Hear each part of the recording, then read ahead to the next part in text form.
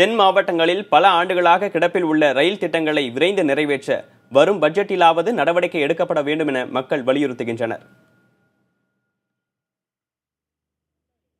சென்னையிலிருந்து மதுரைக்கான இரட்டை பாதை திட்டம் வருகிற மார்ச் மாதத்திற்குள் நிறைவடையும் என்று எதிர்பார்க்கப்படும் நிலையில் அதற்கடுத்தபடியாக மதுரை கன்னியாகுமரி இடையிலான திட்டத்தையும் விரைவாக முடிக்க வேண்டும் என்பது தென் மாவட்டத்தினரின் தலையாய கோரிக்கை.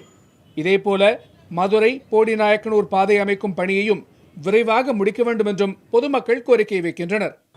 கிட்டத்தட்ட ஒரு 8 ஆண்டுகளானா கூட இப்போ வரைக்கும் அதில் 20% பணிகள் தான் முடிஞ்சிருக்கு. மதுரை தமிழகத்தோட மேற்கு மாவட்டங்களை ரயில் பாதையில் இணைக்கிறதுக்கு இந்த ஒரு பாதை மட்டும்தான் இருக்குது. அது இந்த பாதை நிறைவடைந்தால் அந்த பகுதியிலேருந்து கேரளத்திலேருந்து தமிழகத்திற்குள்ளே வரக்கூடியவங்களும் ஏலக்காய் போன்ற தொழில் வணிக பெருமக்களும் மதுரைக்கு மேற்க தென் தமிழகத்தின் மேற்கு மாவட்ட மக்களுக்கும் ரொம்ப அது பயனுள்ளதாக இருக்கும். மதுரையிலிருந்து அருப்புக்கோட்டை வழியாக தூத்துக்குடிக்கு ரயில் பாதை அமைக்கும் திட்டத்தை நிறைவேற்றும் பட்சத்தில் அது கிழக்கு மற்றும் மேற்கு கடற்கரை பகுதிகளை இணைக்கும் விதமாக இருக்கும் என்றும் இதனால் தொழில் வளர்ச்சி பெருகும் என்றும் கூறப்படுகிறது.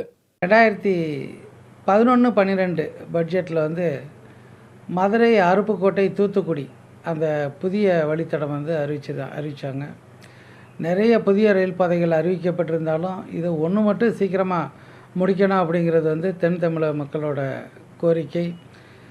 குறிப்பாக சொல்லணும் அப்படின்னா கடந்த ஆண்டு பட்ஜெட்டில் இதுக்கு 100 கோடி ரூபா மட்டும்தான் அதுக்கு ஒதுக்கீடு செஞ்சுருந்தாங்க. இந்த பட்ஜெட்டில் அதிகமான தொகை ஒதுக்கீடு செய்யப்பட வேண்டும் என்பது தான் கோரிக்கை.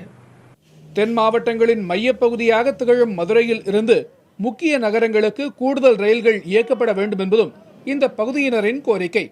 Madurai to Bangalore intercity express மதுரையிலிருந்து காலை புறப்பட்டு பெங்களூருக்கு சென்று பெங்களூரிலிருந்து திரும்ப மதுரைக்கு வர வேண்டும் என்று ஒரு கோரிக்கையை வைத்திருக்கிறோம். அதே நேரத்தில் மதுரையிலிருந்து சேலத்திற்கு பகல் நேரத்தில் வண்டிகள் இல்லாத காரணத்தினால் வண்டிகள் இயக்க வேண்டும் என்ற கோரிக்கையும் நாங்கள் அதை வலியுறுத்தி இருக்கின்றோம்.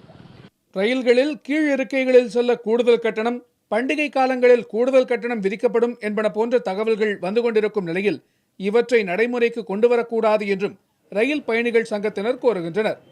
புதிய தலைமுறைக்காக மதுரையிலிருந்து ஹரிகிருஷ்ணன்.